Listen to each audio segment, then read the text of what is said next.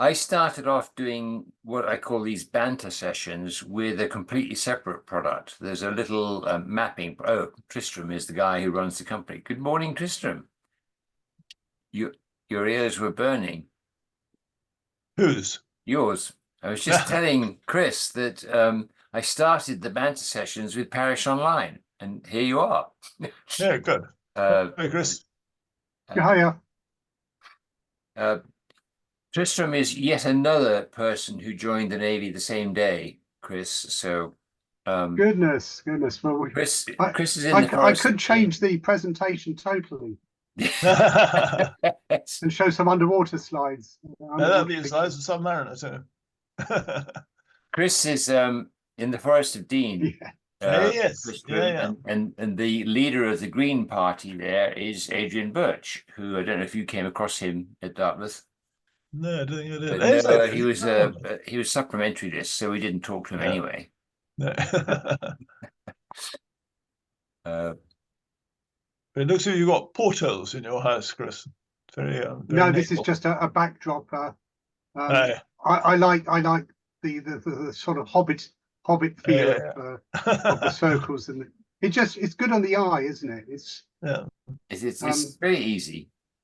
Once you get used to it, and then you look at traditional buildings with their hard edges and squares and oblongs, you actually feel that we're not really catering for the subconscious of the human soul.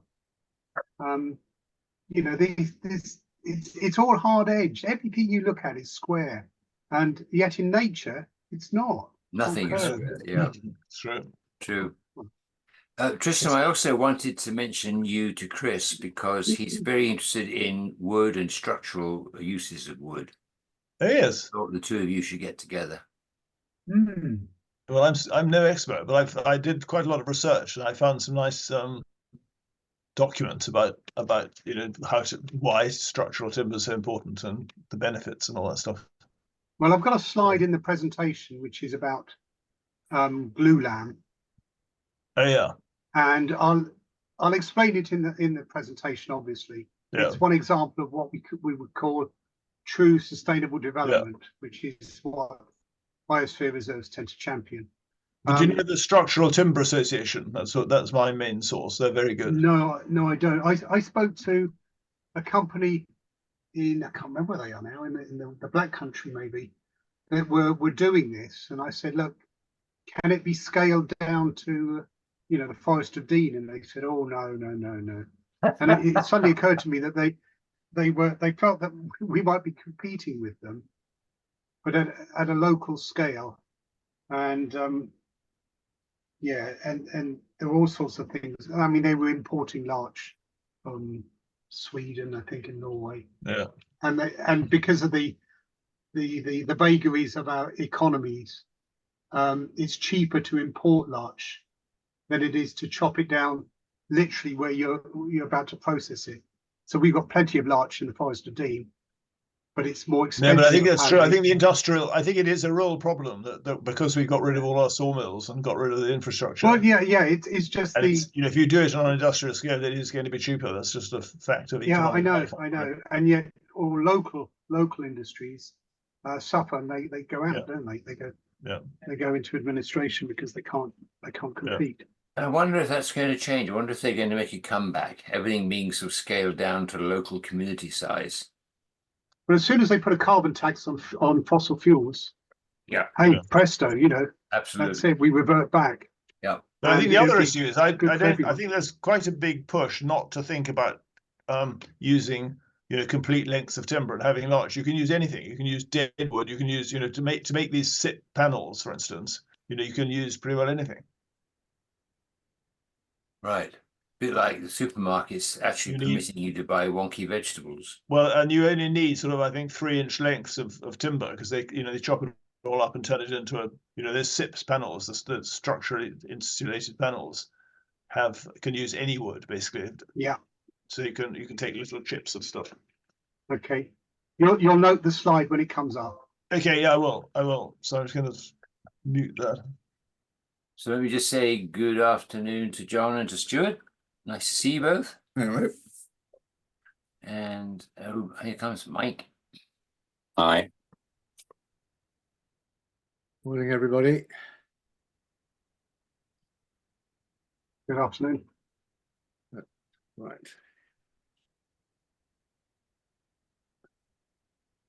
There we go.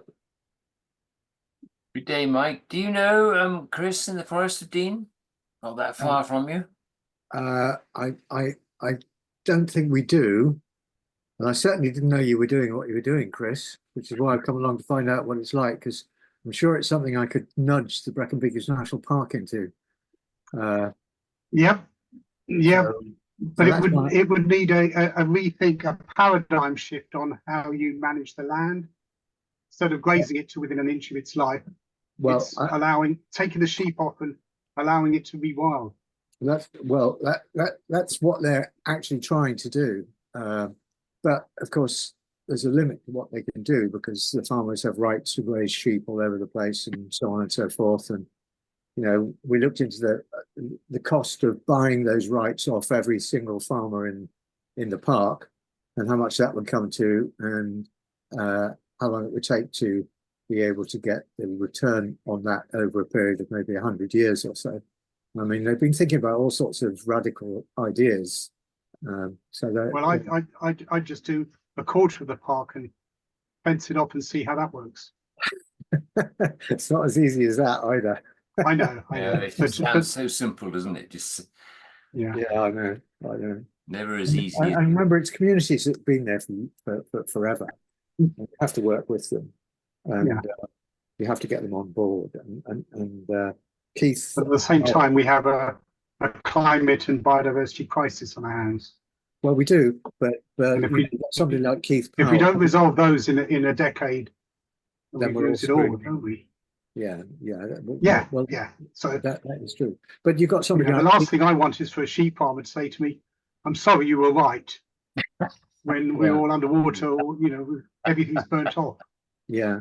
But I think the other thing is that there's somebody called Keith Powell who's got Stump Up for Trees, and I'm sure you know of him and his work.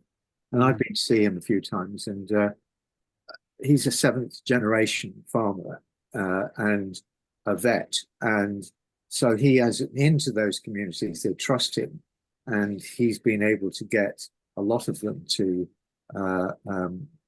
wild and plant trees and so on and so forth. But unless, I mean, the best way to deal with it in that situation is to upscale what he's doing by finding people in the various communities to go out and replicate what he's doing. But there just isn't the strategic thinking to think, right, that's probably long term worth the effort. And so he's struggling to fund all the stuff that he's doing, and it's nowhere near enough. The investment is worth it. Obviously, it's long-term investment. But I know that we are in Gloucestershire. We're trying to look at food and farming and decarbonising that, and making resilience, making supply lines more resilient. And one of the things we've done is we've developed these farm clusters, so that it's peer-to-peer. So if a farmer who's practicing regenerative agriculture talks to his or her neighbour, then it's much more powerful. And before you know it, you get a cluster of farms, and the ones that are not doing it sort of get embarrassed about the fact that all their neighbours are doing this, and so they come on board. It's an interesting methodology. We have a cluster of 9 farmers who are transforming their farms into agroecological rather than the way they've been farmed in the past. And they meet every month or two and catch up on what they're doing. And there's a program provided of information that they may not otherwise be able to get in relation to what else they could do and how they could do it, and all of that stuff. But that's literally funded by a very generous donor who has hired somebody to work. I think it's 2 days a week or something to keep the thing up and running. And that's the money that's needed to provide that to happen. It's the sort of thing that needs to be replicated. But the farmers aren't going to do it on themselves. I mean, they've got Right. Yes, they got their jobs to do. Yeah. Well, You it can go looks on. like Sorry. I've had several apologies from people who've been called away or they've got visitors, so I think we should press on. Let me go through my usual blurb of just advising you all that we are recording this and it will be published so that you're aware of that. And B, if people could kindly put on their names on their screens where they are or what they're doing, what they represent, that would be helpful. And I will then pass straight over to, I think we just allowed David to get in, right?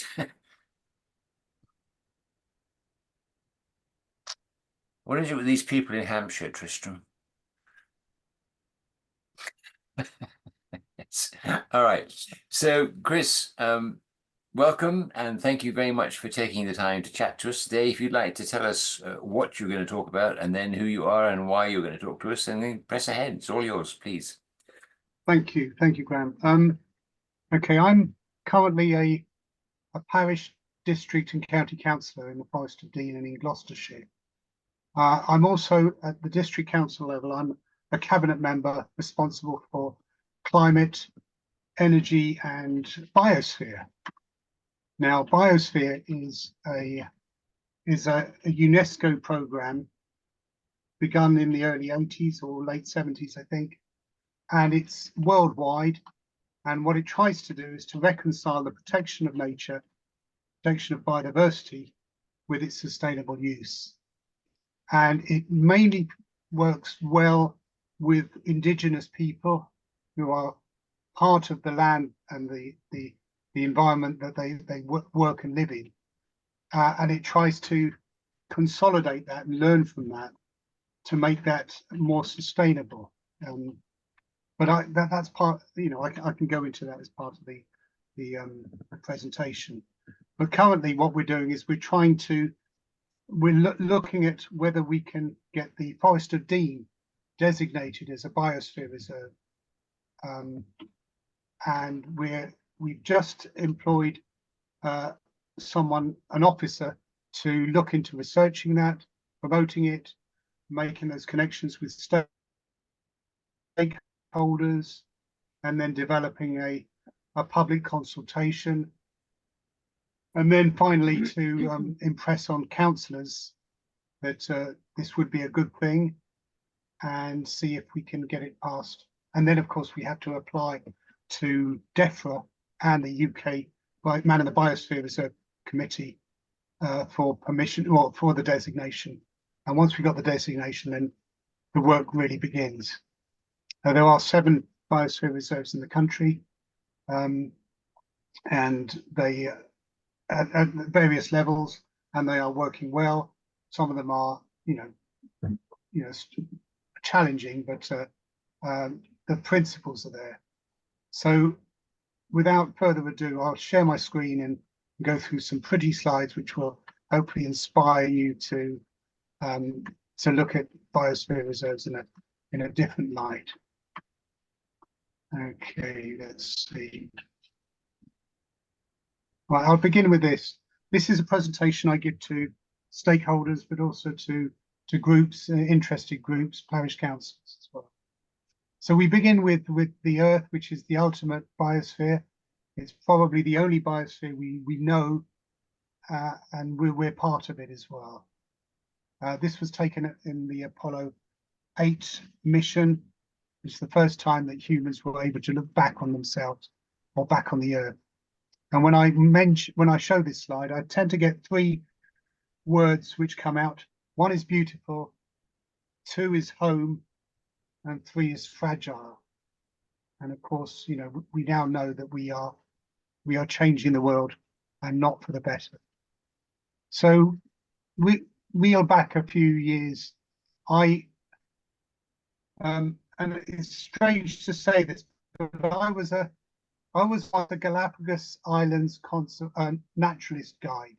So a tour guide showing tourists from all over the world the wonders of the Galapagos Islands. Because the Galapagos Islands is a biosphere reserve, one of the first. It's the jewel in the crown, you could say. And when I was there back in the early 80s, of course, it was underdeveloped, thankfully. And on the top of the volcano, this is the Alcedo volcano on Isabella Island. The main animal is the tortoise, and you've got the tortoises here, and they tend to, because it gets really hot during the day, they tend to find these pools beneath these bushes where the mists, the early morning mists, tend to coagulate on them and then drip down. And these drip pools are really great for the tortoises to cool down and also to clean up a bit. But it's quite amazing when when you're walking along the ridge of this caldera, and this is the animal that you're looking at. And they do come quite large. They, the size of an armchair would be top of the range. So the Galapagos Biosphere Reserve was formed, I think, in the early 80s. I just missed the commemoration or the celebration at the beginning of the program. I was in the islands. I must have been somewhere else, not on the main island. They are volcanic. They are on a tectonic hotspot. So you get a string of islands, just like an archipelago like Hawaii. And on the hotspot, they are quite young and active. And as they move away from the hotspot, they become older and less active and more dormant. So if you look at that, and then you look at the Forest of Dean, it just came as a surprise to me. But I thought there is enough wildlife here, and it's a stronghold for wildlife because of the forest cover that we've got. That we could actually develop a biosphere reserve for the Forest of Dean, which would benefit both the communities that live here, but also the wildlife and also the economy. And when I show this picture, and I know I'm a zoologist, but many people aren't. And I showed this to a group of 18-year-olds at one of the local colleges. And they couldn't name any of them. They couldn't name any of them. The only thing they could say was they thought this was a fish. And so that was, the disconnect between young people and wildlife is quite dismaying. So what we've got here is in the Forest of Dean, we've reintroduced beavers, which were here 300 years ago, and they're doing their job to mitigate flooding. So they have these leaky dams, which they build, which just reduces the flow. They're vegetarian. They don't build these dams for nothing. They tend to eat willow and stuff. And we've just got a few more beavers in another exclosure, which we're hoping will do the same, which is to slow the flood, when we get extreme rainfall, and allow the system downstream the capacity to deal with the water without flooding properties. We've also got goshawks have come back. We've got about 65 pairs of goshawks, which is tremendous, mainly in the largest trees. And the Forestry Commission are forever trying to work around them, because once they're nesting in there, you can't obviously chop the tree down. They're a protected species. But they are a fantastic bird of prey, and if ever you see one, you'll never forget it. And then, of course, we reintroduced the pine marten. Again, these species were here earlier, but they have gone extinct locally or nationally because of hunting and other pressures, mainly hunting. So the pine marten, we reintroduced about 18 of them, and we've already captured the fact that they're reproducing, they're breeding, and we've got kits, young pine martens, and they've moved from their original reintroduction location out more widely into the district. They are still mainly a woodland animal, but they're quite omnivorous. And the one benefit we've got is that because they predate, or they dress out grey squirrels, because grey squirrels have never been with pine martens in their evolutionary history, and so the grey squirrels really can't cope with that, and so they die out, leaving a vacant niche for the red squirrel. The red squirrel is native, and evolved with the pine marten, so its strategies on evading pine marten attacks are far more acute, and so there is a possibility that we can replace the grey squirrel with the red squirrel, and the economy, certainly the forestry, would benefit, because grey squirrels do tend to ring bark many of the trees. But anyway, that's the pine marten. Then we got hawfinches, which are, they've got a massive beak, and they take the nuts, the kernels of hawthorns and things, and they've got enough beak to break them open and digest the contents. We've still got hawfinches, but they are not in big numbers. Then we've got lesser butterfly orchids. Again, they are woodland indicators, ancient woodland indicators, and we do have ancient woodlands still in the Forest of Dean remaining, and we do have these coming up at certain times, but they're not as common as they used to be. And then this is the small pearl bordered fritillary. We used to 20 years ago we had 82 populations, as it were, subpopulations, and we now have one, and they reduced because of habitat destruction mainly. So they're just clinging on, and we're hoping to get a program to expand their range and reintroduce them to other spots where they used to be. And then down in the bottom left-hand corner, we've got salmon. The populations in our rivers, in the Forest of Dean, certainly the Wye and the Severn, have dropped dramatically in the last few years to about 5% of the population, and still going down. And that's mainly due to blockages up streams that they can't get up to their spawning grounds, but also pollution, water quality is horrendous. What with runoff from agricultural land, especially the intensive poultry units further up in the River Severn catchment, but also just the chemicals that are washed off the land, and then of course more recently the raw sewage which is discharged, and that affects their migration as well. And then at the bottom we've got the glass eels. Their populations have also plummeted. They're about 5%. They're critically endangered, extreme risk of extinction.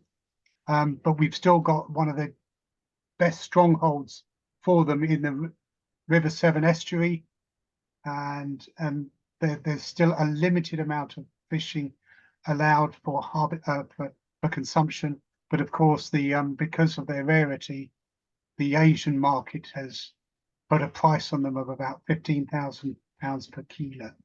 So obviously, we've got to look after the poaching of those. And then we've got the Forester moth, which is one of its last strongholds in the county, is in the Sinniford Northern Quarter, which is an area which has been earmarked for development. But it's one of those small things we wouldn't notice if they did become extinct. But the more that they do, the more the repercussions on the food chain depauperate the whole system. Okay, so that's that one.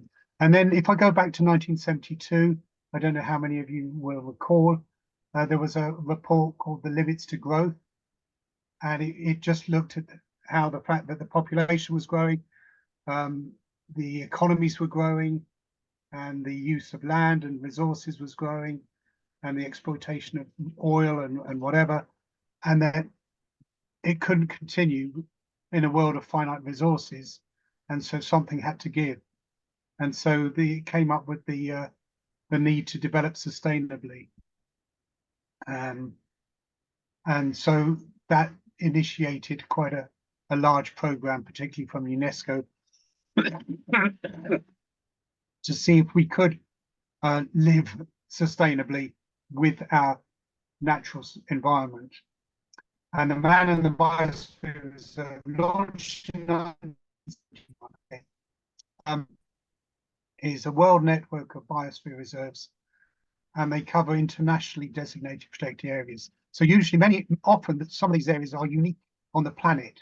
They've got unique conditions and unique species and habitats, and so they are protected for the world, as it were, not just for the areas that they are found. And what I think one of the best things that they can do is they provide a platform for stakeholder cooperation.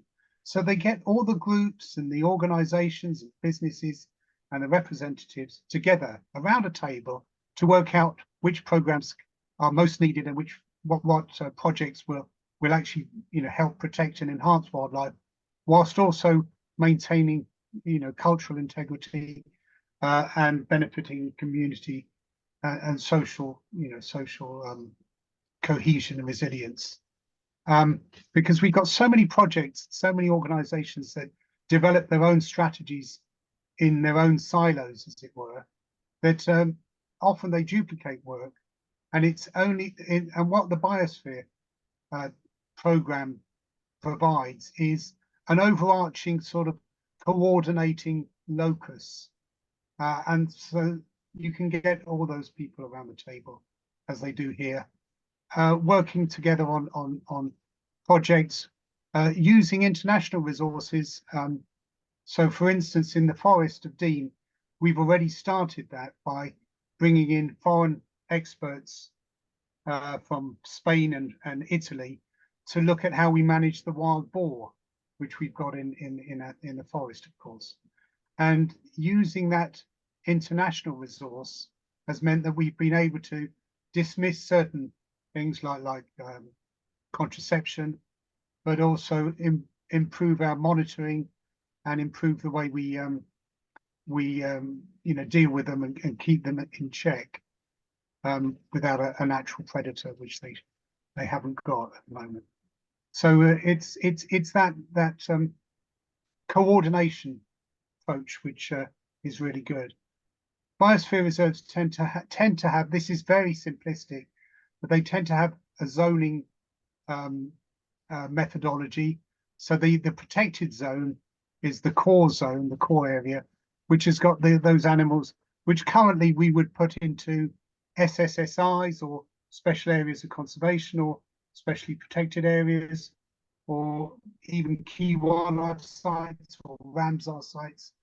And they are areas which are protected primarily for the wildlife and the habitats that exist there. And so they have little interference and little intervention and little development of, so you have fewer housing estates, as it were.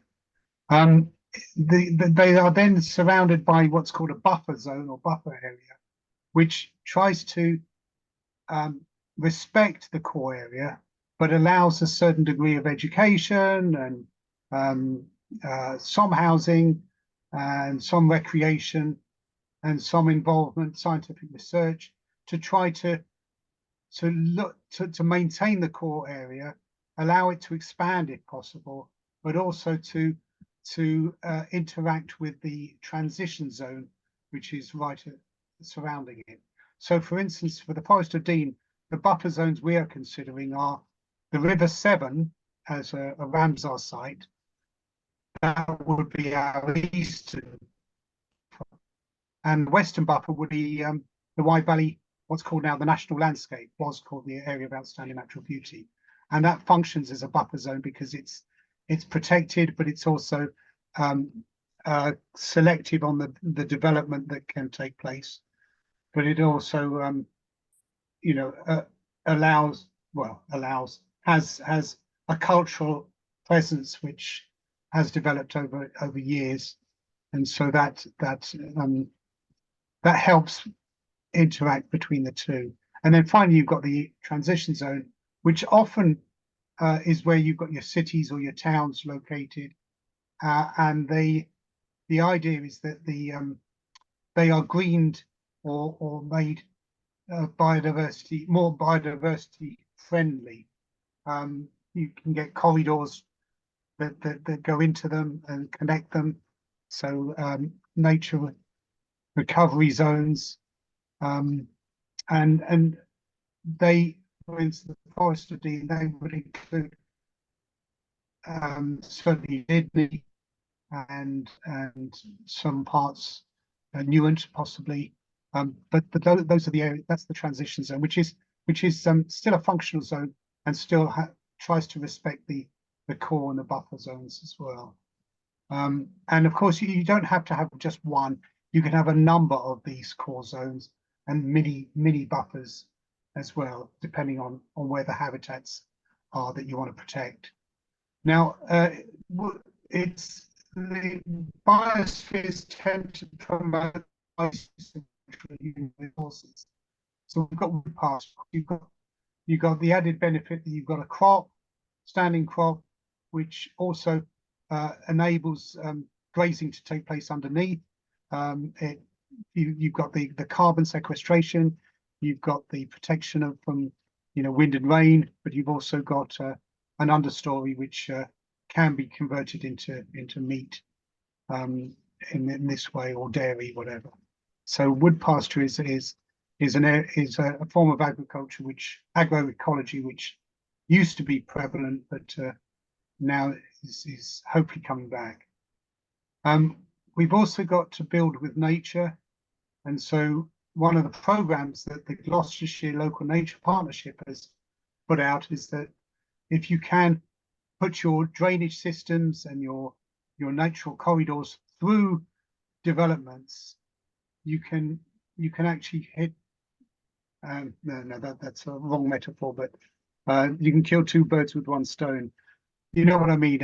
You can actually provide the accommodation, affordable accommodation, well insulated, all the usual green codes that are needed, but you can also respect biodiversity and provide the habitats, the connectivity that is so much needed in in our built environment. And so you can do this, which we've got these buildings, these cabins in the forest, which just begins to reconnect people with nature and provides a certain income. And then in our towns, where we've got more trees, we can reduce the flooding on the hard surfaces.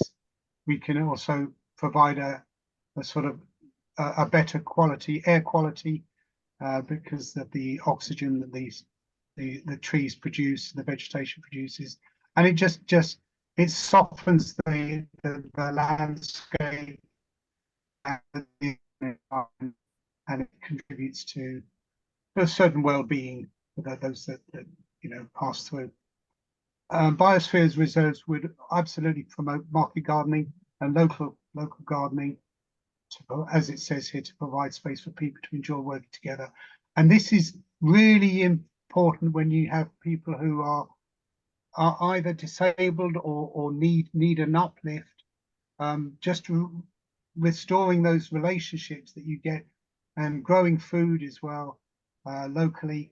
It has so many benefits, it's untrue, and they are more productive than industrial agriculture as well.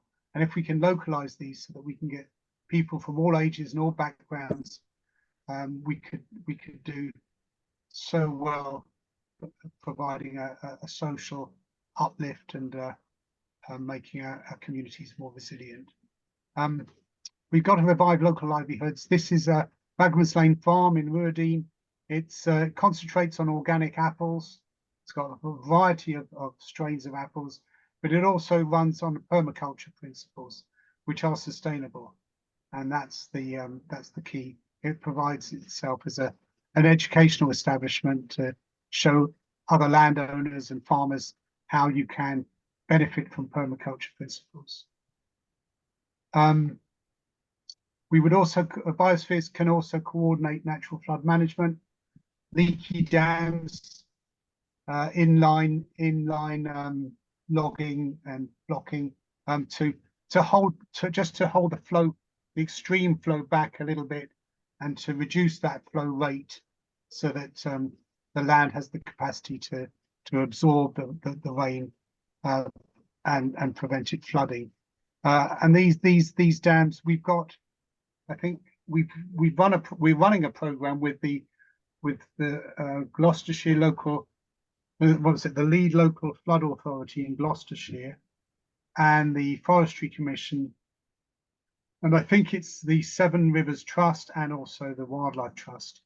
And we've got about 500 of these interventions, you could call it, across the top of the catchment. So which is where the forestry is, and they are absolutely doing what they're supposed to be doing, which is re-wetting the landscape, providing an increase in biodiversity, and also carbon sequestration. Because if the water flow is lower, is slowed, then you get sedimentation out of the stream, and the water quality improves. But also that sedimentation means it's kept in the landscape rather than going out to sea, and we don't want to lose that topsoils really. And then an example of sustainable development is that you have your woodland, which you coppice. Coppicing was traditionally a way of managing woodlands. Most of our woodlands are undermanaged, but if you coppice, you take all the small timber, as it were, hazel and sweet chestnut, whatever the stand is being coppiced, and you can convert it into glulam, or the small timber. If you glue them together, you put them into these beams, and they can be used in construction of whatever you want.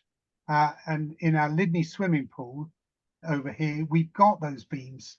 I don't know whether the wood, the small timber to go into those beams was locally sourced. I doubt it, but they could be, because as a forest we could have those coppice coops all over the place, and run them in time so that we've got a sustainable production of timber. And because the coppice rotation time enables the removal of the understory and allowing more light to get in, that favors the ground flora, which favors the butterflies. And so you've got here it could be a silverwash fritillary, which is and we get our butterflies back. And if we can get our insects back, then we get all our insectivorous birds back, and then the whole food chain flourishes. And so it's sustainable, because of course those small timbers, very fast, and they are carbon. So once you put them into a beam, which goes into a structure which hopefully will be there for a few decades, then you've got that carbon storage benefit, which we desperately need.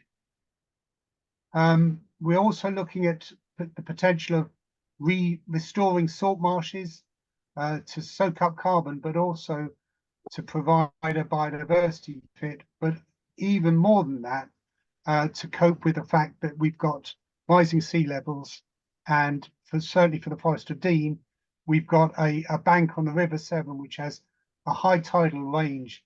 And so you put in an extreme rainfall event, high tides, the wind in the wrong direction, and rising sea level, and you're going to get more and more shore flooding.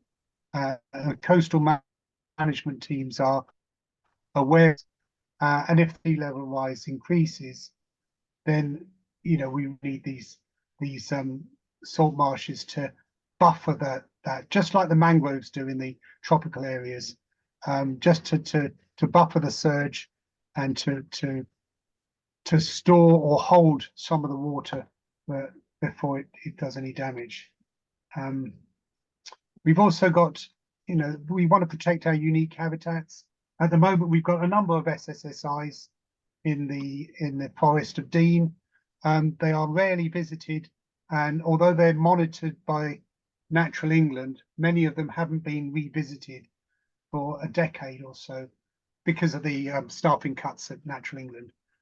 This is the longest cascade of tufa dams in the country. It's the Sladbrook SSSI in St Brevil's parish, my parish, and we've had challenges from quarrying, which will change the flow and the solutes which form the dams, and then we've got an application for a campsite for cabins, which may form an increased recreational pressure where if we get motorbikes and bikes coming down, seeing these as quite a challenging course, then of course once you break the dams and you destroy them, that's 100,000 years worth of formation, which has just gone in a few seconds. So there are challenges to our SSSIs, and we do need to look after them in a better, more coordinated way. I think that's where biosphere coordination would come in. So we do have possibilities of rewilding. Again, that can be coordinated in a biosphere. And we are finding out that rewilding, leaving it to nature, is a cheap way of actually doing everything that we want to do to increase biodiversity, sequester carbon, mitigate flooding, and providing a site for interest, for recreation, but also for well-being. Rewilding examples across the country are showing that actually nature does know a little does this far better than we do artificially, but also it provides us with that breathing space to counter the crises that we're facing. And then some of the ancient heritage we could return to the Forest of Dean. We've got aurochs, which are the ancient cows, ancient cattle. We could return those. We've got bison, European bison, which have been returned to a trial area in Kent, I believe, but there's no reason why we couldn't reintroduce them to the Forest of Dean, obviously with the precautions needed. But they are also system engineers, so they graze and browse and help diversify the landscape. We lost turtle doves, but we could reintroduce them if we improve the habitats. Purple emperors, these are butterflies that were once here only 20 years ago. They were once here, Forest of Dean. They're now extinct from the Forest of Dean. And, there's no reason why we can't reintroduce them. Tarpans, the ancient horses, they are in some areas in Europe. And I think in Sussex or Surrey, they also have some schemes to reintroduce them where wild are allowed as part of the system ecosystem. And then of course the fact that we have wild boar and particularly deer populations that are expanding and really take quite a lot to keep in check. We do have to look at whether we reintroducing the predator. We probably wouldn't reintroduce the wolf at the moment because I don't think culturally we're ready for that. But certainly the lynx would be a good possibility, and they do keep those populations in check, which means that the ecosystem starts functioning in a better way. We do have this sustainable tourism, and we've got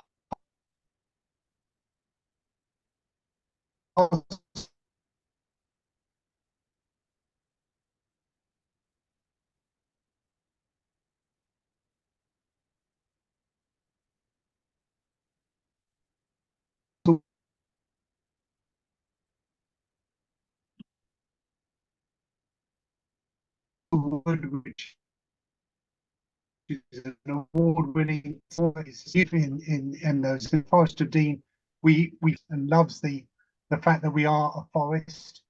When the whole forest estate was put up for sale in 2010, 2011, I think, by the government at the time, and fortunately the protest and the size of the protest, managed to stop that sale.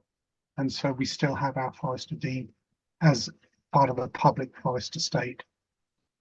And then we did a survey a couple of years ago, and we found that for every person opposed to the idea of Biosphere Reserve, 16 were in favour, which is a tremendous endorsement. And so this was just a toe in the water to see where people were, because and even now there's still a lot of misunderstanding about what a biosphere is and what it can do and what it won't do. So people confuse it with the planning authority and think that biosphere reserves can actually just buy up the land and do what they want with it. It's not that, but we will clarify the what a biosphere is in the next few months as we develop the proposal. And then it provides a brand name to improve local economies. Other biosphere reserves, when they sell their products, they find that the biosphere, the fact that it's got biosphere on it, appeals to the consumers because they think it's cleaner, it's more pure, and they know where it comes from. It's better for you, and of course it really helps the local economy. So it can have a premium added to it, which is good for those that sell the food. And so we could, and we do sell wild boar meat. This is not farmed wild boar. This is true wild boar, and of course it has a taste which is second to none.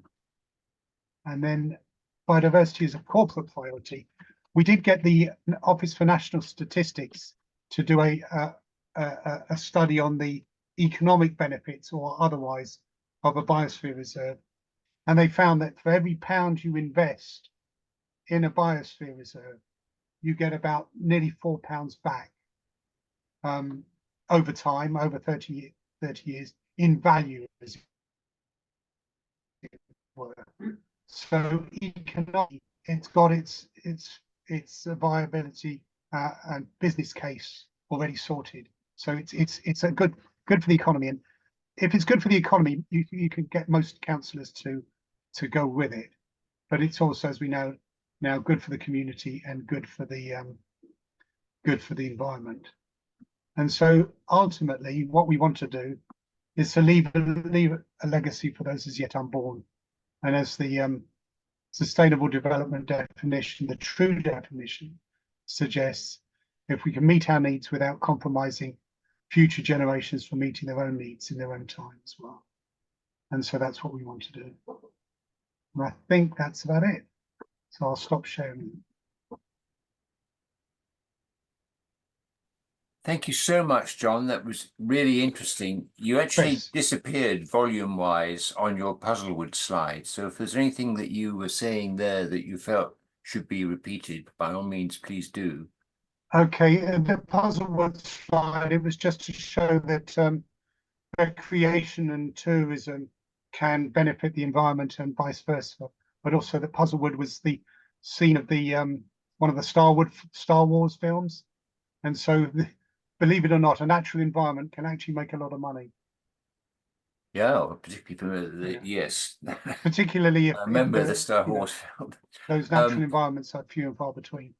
Okay, let's roll into the question and answer session, and we invite people to use the Zoom symbols for raising hands, please. And Tristram, you're way off to a great start.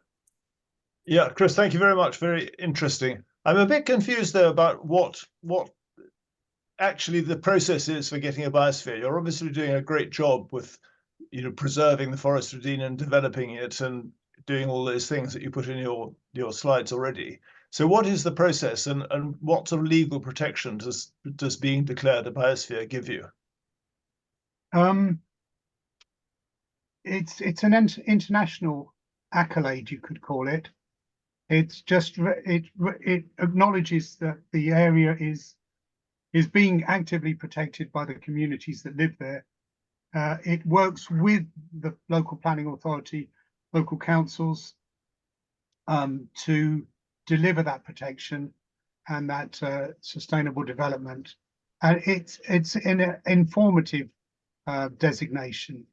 It hasn't got any legal powers as such, but the best the way you apply is you literally you get together your evidence of what you want to protect and how you're going to do that.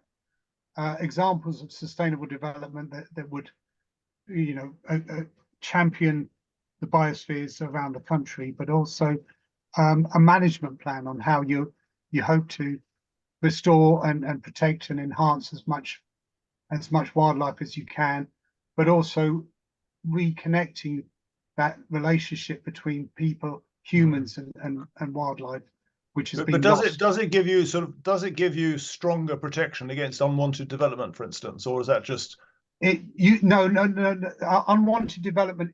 All development has to go through the planning system, but what it does do, it gives the planning system the opportunity to say, well, look, we don't want that here because we do want to protect the wildlife, and you know there are many reasons why development in certain areas wouldn't be a good idea. But what they try to do is to work with a planning system to see if they can accommodate eco villages and eco development, as it were. So it's really the it's a different mindset. It's just in a gentle way. It's just putting in a voice for wildlife at all levels, and just to say, look, don't, you know, remember that we are in a special area. As one of the managers of the North Devon Biosphere Reserve said, he said it acts as a head turner. If you say, you know, Forest of Dean Biosphere, people turn their heads and they think, oh, that's interesting, and so you can actually gain internal investment. Okay, thank you. Which you know, I think the North Devon one has had in the last couple of years something like £15 million of investment by private enterprise that are there specifically because this is a biosphere. Right. Brilliant. Thanks, Chris. John, you've been very, what's the word, proactive in the chat. So please come ahead and do it verbally now. You're muted still. Yeah, hi. Yeah. Chris, the real problem is not future development, but existing developments. You know, that's and how are we going to control those on the predatory industry? Particularly, I'm thinking of Noble Foods at Clearwell, which is adjacent to Puzzlewood and our own wood, which is rare temperate rainforest. This is a company that just powers ahead. How are we going to control them? To my mind, at the moment, the only way is by direct action, like me standing in the middle of the road with a 44-ton lorry, you know, sort of bearing down on me. Yeah, you know, what's been developed has been developed. You know, the biosphere can't just suddenly say, okay, we're going to take all of these houses out because they're in the wrong place. We're going to do away with, you know, Noble Foods and intensive poultry units. Chris, can I just say that and I know, you know, I know where you are. No, conditions are changing, and I don't want to scare the local community, but the real problem is zoonotic disease, you know, which is these lorries go to every single poultry unit, which could and will have avian flu again. And once you introduce that into the bats or the local mammals, and we know that at the moment that you can catch avian flu from an animal, particularly from cattle now, as well as poultry workers, it has a 50% fatality, and it's going to mutate soon, so that you can then pass on the flu from person to person. And it's these new conditions, which we must really move on. And I can tell you what will happen with Noble Foods. They will gradually expand as they've done now, until they encroach on our woodland and Puzzlewood. Already the smell and the noise is detracting from the value of tourism and the amenity value of these absolutely crucially important woods. I know. I'm with you on that. As you know, I've been fighting Noble Foods for many years as well. We are trying to get a planning condition put on them. You know, we haven't got any control over them. We could control because it by reducing the tonnage of lorries. we could do, and that's what we must do. And I'm looking for and your the support on that. The recent planning application has that in its condition, that they're still using a certain number of HGV movements to prevent it from expanding any further. But obviously, with all of these, it needs enforcing and it needs monitoring, and that's where the resource isn't available. How would you respond if the public gets so worried by this that we actually take direct action, which will show up the green nature of the Green Party, you know, which really at the moment is. I would support you. I've taken direct action with XR in the past, so I'm not averse to activist Great. That'd be, However, thank you for that, I would say Chris, that I was there on the walk against Iraq. I was there at the climate change, some of the climate change protests, and nothing has changed. No. Nothing has changed. So, even just recently, we had a walk for wildlife outside the Houses of Parliament, and nothing's changed. And this new government hasn't filled me with, hasn't inspired me that they will take the baton and run with it. So, but yeah, biospheres can only do what they can do. You may be right, there is a changing mindset, certainly with zoonotic diseases. It's preparedness and research. I don't know how much research is going into it. I thought that after the COVID experience, we were going to learn lessons and prepare for the next one. I'm not an MP. I don't have access to the halls of power, but I bet you my bottom dollar that they're not preparing themselves as much as they should do. Thank you. Well, let me take advantage of a quiet spell just to say good afternoon to Tim and David, Peter and Gary. Thank you very much for showing up. And can anybody else raise any questions for Chris, please? Whilst people are thinking, Chris, let me just say that it's fascinating to me with these collaboration series to see how we can pull networks of groups together. And you were talking about the clusters of farms working together, and then you discover that there's a bunch in Mike Eccles's place, and then I don't see any reason not to pull them together all over the countryside and then have a much more powerful voice to assail those MPs who you can trap and catch and persuade them to do something. Anyway, that's enough. Well, you've hit the nail on the head. That's the main thing that biospheres can provide, is that coordination and that networking. You don't get together to write to your MP. You actually get the MP there around the table with you, so that they understand better what the issues are. But it's networking, absolutely. I mean, somebody said when I gave this report, this presentation to the Gloucestershire Local Nature Partnership, they said, couldn't we make Gloucestershire into a biosphere? And I said, well, we can make the whole country. Actually, we can make the world into a biosphere. Oh, we've already got one. I think to be serious, for me, it's the urgency. I've worked with wildlife all of my life. I've worked with the rarest birds in the world at some point, and the trajectory is frighteningly scary, and it's downwards. We are losing species like, this is a mass extinction, sixth mass extinction, and we are losing species literally under our eyes. We've lost nightingales, pied flycatchers, wood warblers from the Forest of Dean, from the main forest. Let's move on still in to the district, just about. the questions, Chris. We've got Tim and Stuart, and then there's a question in the chat from Peter. So can we do it in that order, please? Tim, you're up next. Well, I feel I should give way to Stuart, really, because otherwise we're in danger of becoming a little too parochial, because well, you are very local. Chris is Forest of Dean, so too is John, and I'm even more parochial. I come from the north of the district, and what is really interesting is how you define the way a biosphere operates in response to the topography, to the landscape, and to the culture of the region. And I've talked to Chris quite often about how we define our region so that everyone is included. We often talk about the Severn and the Wye, but we have this huge catchment area in the north, which is the River Leven. And of course, the River Leven gives into Mike's territory because we're talking about this huge catchment zone, which feeding into the Wye and the Severn.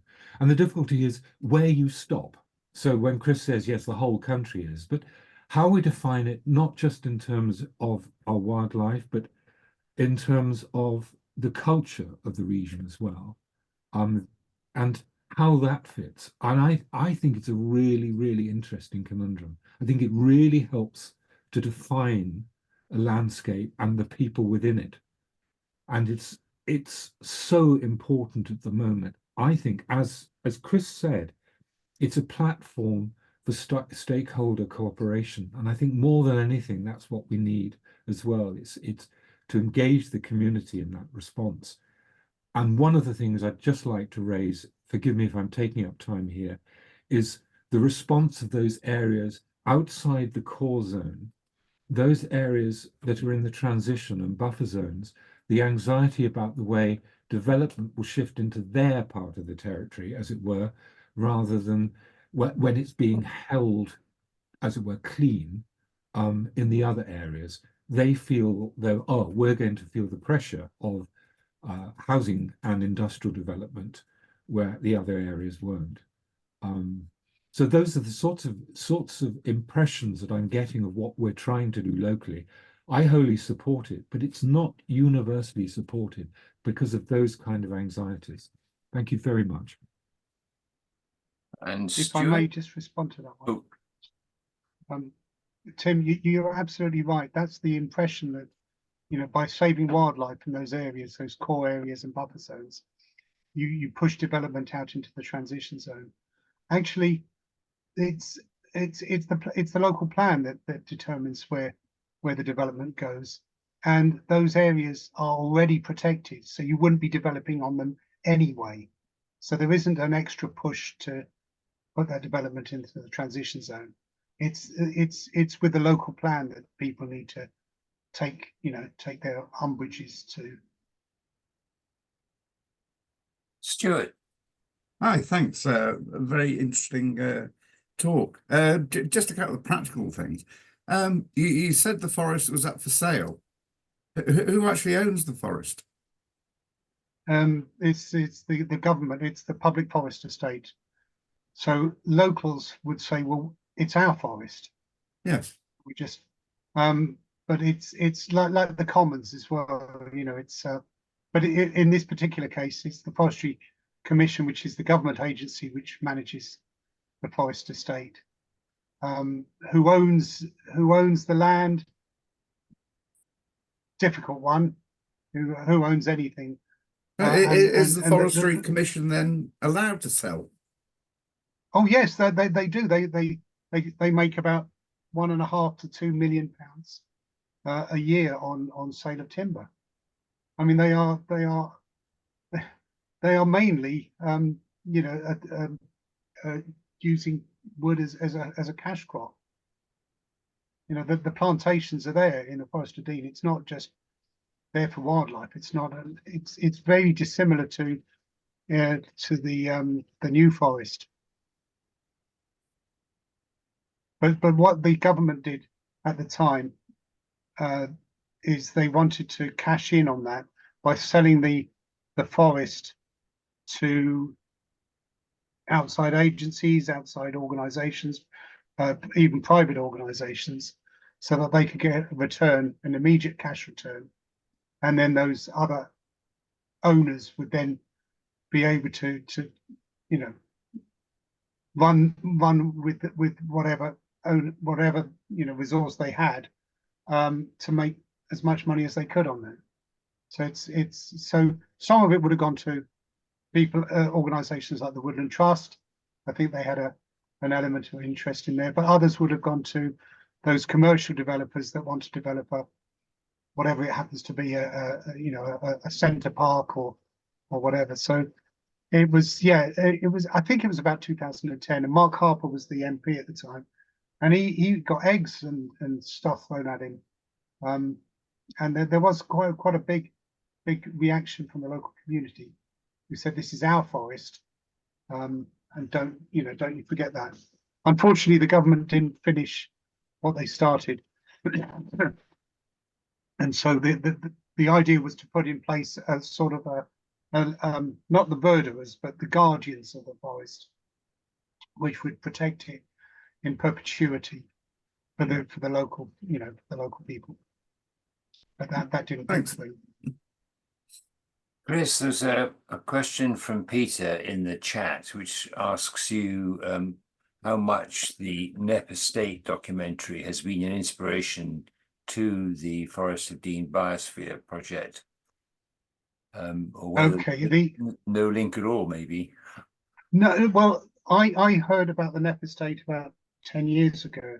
I haven't even seen the documentary, but I have read the book by Isabella Tree, and I have spoken to a couple of people about the Knepp Estate. It's in that case, you've got one landowner who's a private landowner who's managed to do that, and quite a large landowner at that as well. But it's the learning and the lessons from that, and the fact that they can make it sustainable, economically sustainable, by selling tours, by also selling some of the meat.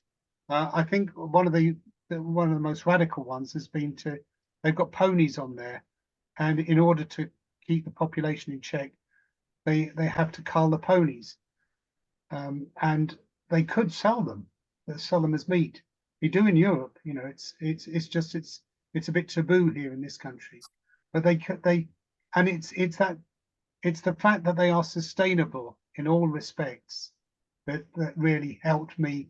The reason I originated the Biosphere Forest project was simply because I'd lived and worked in one in the Galapagos, and I could see no reason why, no disbenefit from trying to register it and get that designation. In fact, I saw benefits all the way around.